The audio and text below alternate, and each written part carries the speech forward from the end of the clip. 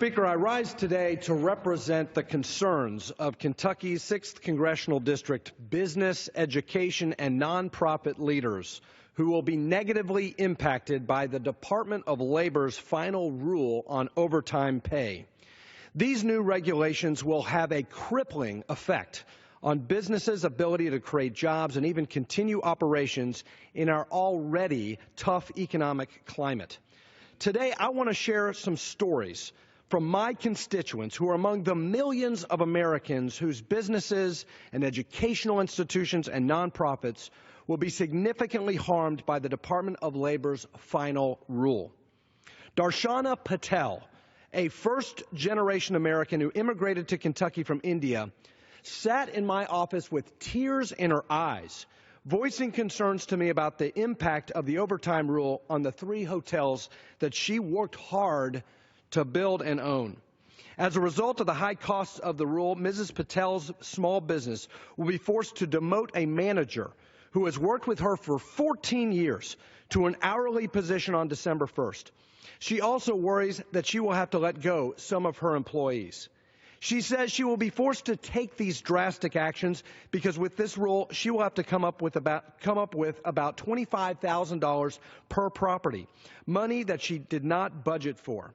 This hard-working first-generation American entrepreneur crying because she said she came to this country to achieve the American dream and that the government of the United States is tearing that dream apart with overregulation.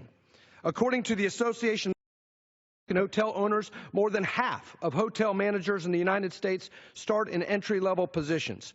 The Department of Labor rule will reduce employment opportunities for these workers just starting off and significantly limit upward mobility.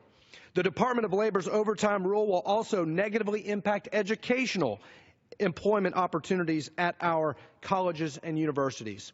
The Association of Public Land-Grant Universities, which includes the University of Kentucky in my district, has stated that the overtime rule will likely place upward pressure on tuition and adversely impact academic research and outreach missions of universities. Because of the rule, students who are already facing significant barriers to accessing higher education will be further burdened by increased tuition and reduced educational opportunities. Caroline Rochelle, the executive director of the Kentucky Association of Children's Advocacy Centers of Kentucky, also reached out to me about the negative impact of the overtime rule on her organization's critical work with child victims of sexual abuse.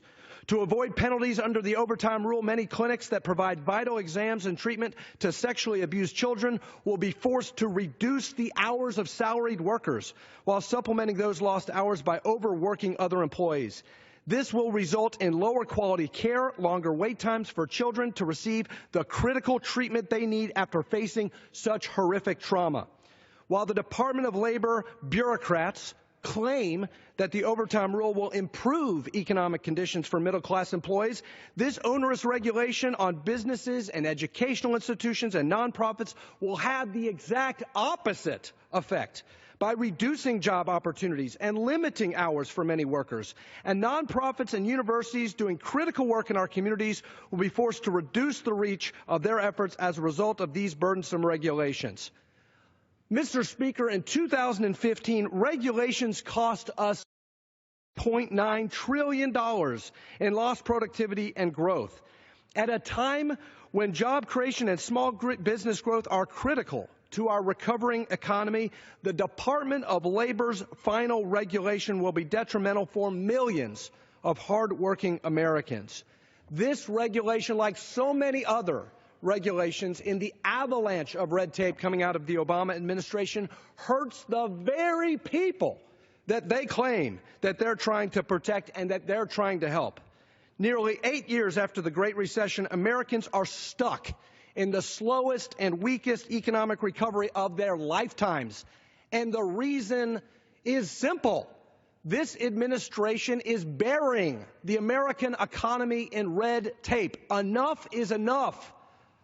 Leave the American people alone and let them do their work.